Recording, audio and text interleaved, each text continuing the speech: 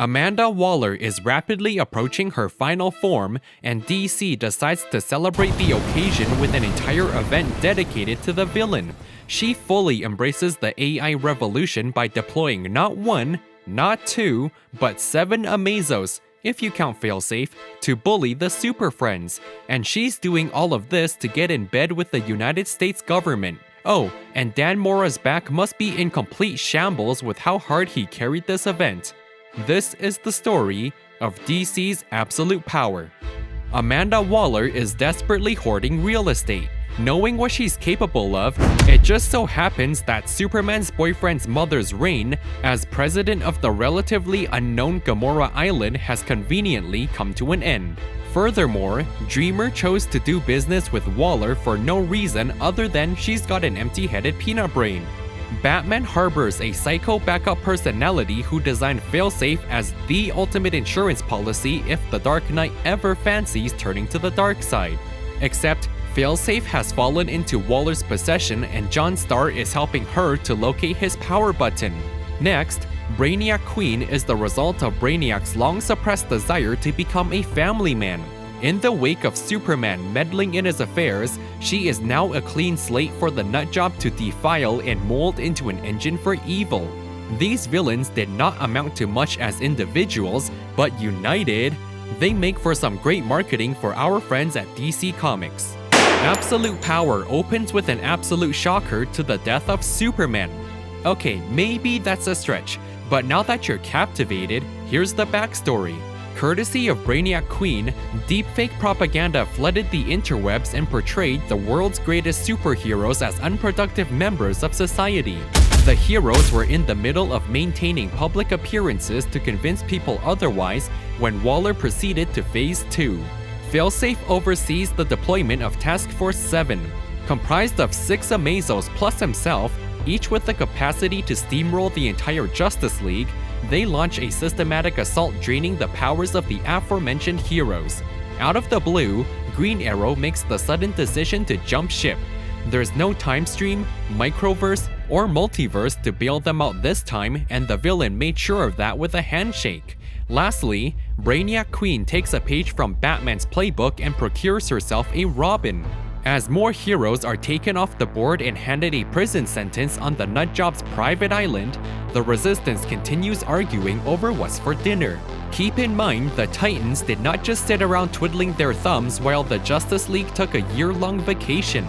Nightwing has been sharpening his leadership skills for this very occasion as he takes the stage addressing the spreading pandemonium to divvy up responsibilities.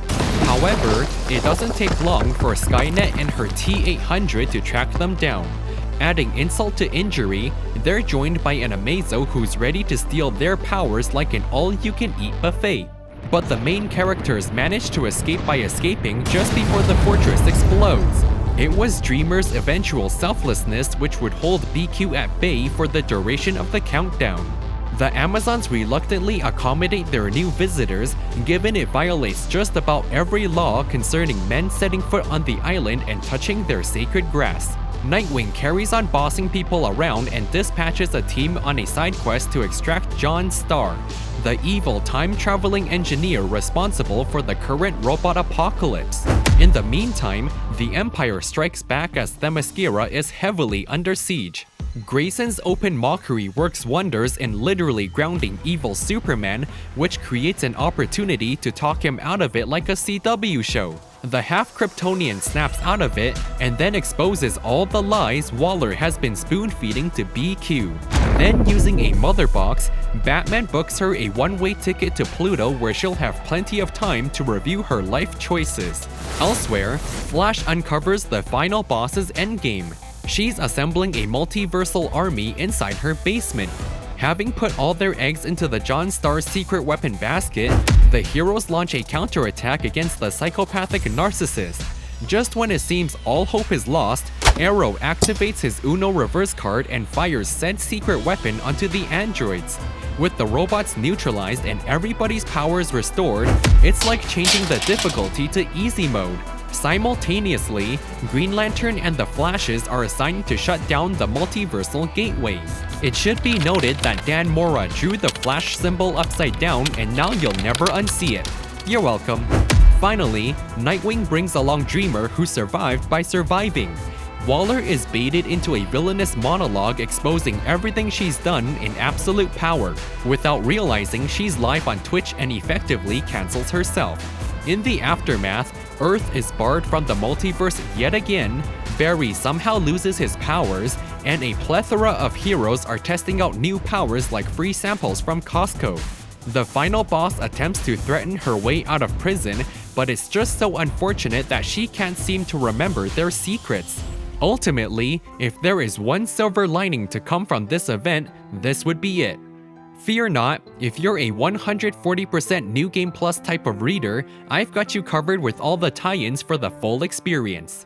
The Task Force series of books details how each Amazo bullies the main characters into submission. At one point or another, you can expect their empty-headed peanut brains to meander a little too close, lose their powers, and end up inside the final boss's prison on Gamora Island. Highlights include the fastest man alive never getting got, this one absorbs a consciousness from Alan's ring who then switches sides, and the brief cameo featuring the international superhero team Intercorps. In addition to helping Wonder Woman rescue the heroes, Steve Trevor was the first to uncover the Nutjob's multiversal gateway. So in a sense, I guess he is the fastest man alive. In the midst of thrifting Waller's Amazon warehouse of confiscated superhero starter packs, Green Lantern happens upon a magic wand which conveniently abracadabras himself to the Super Friends. Since he's otherwise dead weight, Top Gun Maverick embarks on a suicide mission to top up his ring, knowing full well the dangers awaiting him. Thankfully, the bipolar Amazo experiencing an identity crisis comes to his aid. Oh, and there's a new sad face emoji lantern because why not? Post-surgery, Zatanna informs Superman about the ancient art of shadow walking. Think of it as a private jet, except nosy people on the internet like Waller can't trace it, except it's super risky absent of a special map. A deal with the devil later, Google Maps directs them astray for the sole purpose of showing a teaser trailer for a mega powerful villain coming soon, trademark, to a comic near you. In the end, the Mistress of Magic clutches it out by spitting some bars backwards and then shadow walking their way back into absolute power. Ever since Justice League Dark concluded its run in late 2020, they've been sitting around waiting for their next big adventure. But this is not it. Wonder Woman joins the entitled spawn of Batman in locating Waller's secret island. Here, Diana reunites with Steve on a rescue mission to liberate the main characters. Then out pops Zatanna like Pennywise the Clown from her shadow-walking Uber portal thingy to transport them home. The entire time, the couple displays way too much affection for any Wayne to process. Speaking of Batman, he has reason to believe that the Nutjob is in possession of a mother box. They can either stay and get clobbered by Bizarro and his crew, or venture into the unknown by jumping through the boom tube. Mother Box is waiting on the other side in some sort of contraption, but they've got bigger things to worry about. Batman realizes they're on Lobo's home world of Zarnia, although I'm not sure how he could even possibly know that. Who am I kidding? Of course he knows. He's Batman. This means it's only a matter of time before carnivorous flying scorpions scare everybody back to Earth. Oliver makes a last-minute delivery to the bakery before running off to join forces with Waller. To demonstrate his newfound loyalty to the final boss, Arsenal is handed an early eviction notice and Peacemaker an unlicensed chiropractic session. I know, what a menace.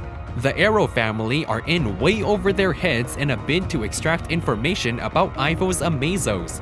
Oliver finally comes around and channels his inner Fast and Furious to rescue his family, only to betray them again a few pages later. For what it's worth, Fishnets brings Fishnets to talk him out of it like a CW show, but it seems he's too far gone. That, or he's an Emmy-winning actor I haven't heard of. While he's still on Themyscira, John figures he may as well try out this free healthcare thing people are raving about. The Amazons begin inspecting his browsing history to purge any intrusive thoughts still lingering from BQ. From when he was serving up his friends on a silver platter to a myriad of conversations with Amanda, BQ is eventually found living rent-free inside his head. Although scary in appearance, the robot is not terribly formidable. Thanks to a pep talk from a figment of Dreamer, Superman simply forgets about her, and that's a wrap. Now, for the moment you've all been waiting for, I present Amanda Waller's origin story. She could not figure out how to claim life insurance to save her life, so naturally, her response was to involve herself in politics where she would blackmail her way into absolute power. No pun intended. Yeah, makes total sense. If you're a psychopathic narcissist, Amanda Waller is someone who cherishes power with all her heart. She doesn't care how many men, women, or children she needs to kill to get it. Case in point, she orders the assassination of her task force without batting an eye as punishment for them trying to be independent thinkers. Moreover, she begins to spy on Americans using TikTok after Batman snuck inside her facility to humiliate her. All the while, she's been lying to and pushing away her family to the point her own daughter has estranged her. And that's essentially all you need to remember from DC's absolute power. Make of this what you will, I'm just a messenger.